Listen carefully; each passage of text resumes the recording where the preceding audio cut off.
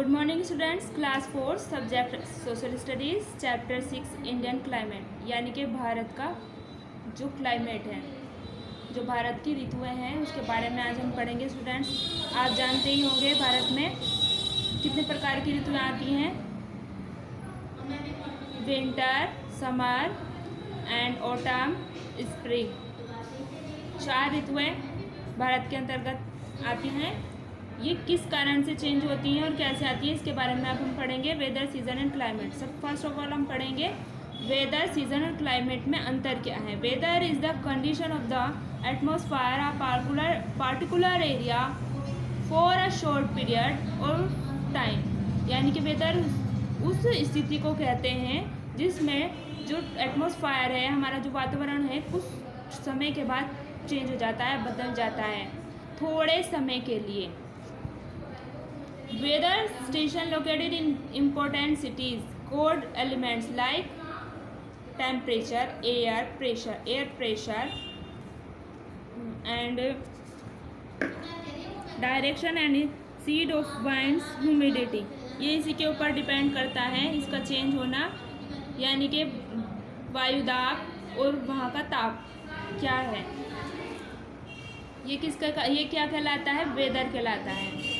अब आ जाता है factors influencing the climate. Climate क्या है? The two main elements of weather and season और climate are temperature and participation.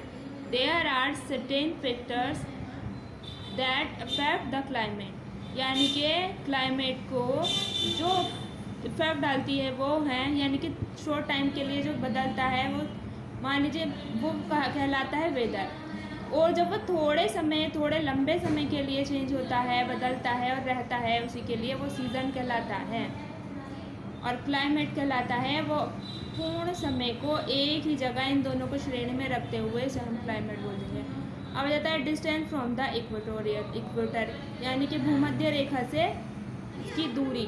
ये ही क्या करती है? मौसमों को चेंज करती है। The equatorial is a imaginary line draw eight middle of the earth, यानी कि ये जो भूमध्य रेखा है ये एक लाइन है किसके बीच है एकदम पृथ्वी के, जो 2 हिस्सों में पृथ्वी को डिवाइड कर देती है।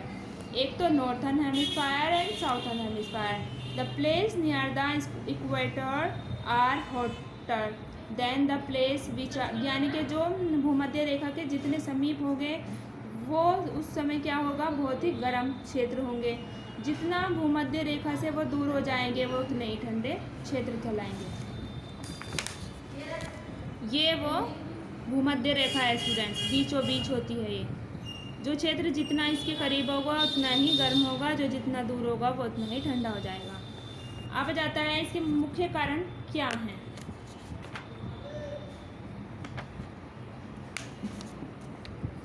मुख्य कारण क्या है इसके? हाइट अबाउ सी लेवल, यानी कि समुद्र की सतह से ऊंचाई।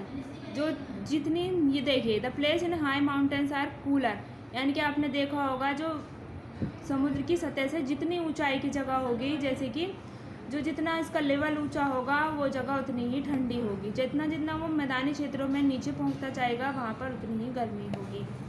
Distance from the sea coast, यानी कि समुद्र से दूरी, समुद्र के तटीय क्षेत्रों से दूरी भी हमारे क्लाइमेट पर असर डालती है। स्टूडेंट्स, आपने देखा होगा मुंबई में हमेशा एक समान मौसम होता है, ना वहाँ अधिक ठंड पड़ती है और ना ही अधिक गर्मी। इसका कारण यह है क्योंकि समुद्र के समीप बसा होने के कारण वहाँ का मौसम एक समान रहता है, जबकि जितना समुद्र के तटों से दूर के इलाके हैं वहाँ का मौसम क्या हो जाता है? टाइम टू टाइम चेंज होता जाता है। किसके कारण? भूमध्य रेखा के उसके समीप और दूर होने के कारण। अब जाता है सीज़न इन इंडिया, यानी कि भारत में कितने सीज़न आते हैं। अब हम इसके बारे में पढ़ेंगे। समर सीज़न कब से कब तक होता है स्टूडेंट्स? अप्रैल के महीने से लेकर जून, और जून बहुत ही हॉटेस्ट होता है सभी महीनों में, पूरे साल में सबसे गर्म महीना होता है जून का। एंड क्या होता है इसमें? सूर्य जो है यानी कि पृथ्वी बिल्कुल समीप होती है सूर्य के। क्यों? उस रेखा के समीप से होकर गुजरती है जो इक्वेटोरियल कहलाती है, बहुत ही गर्म होती है।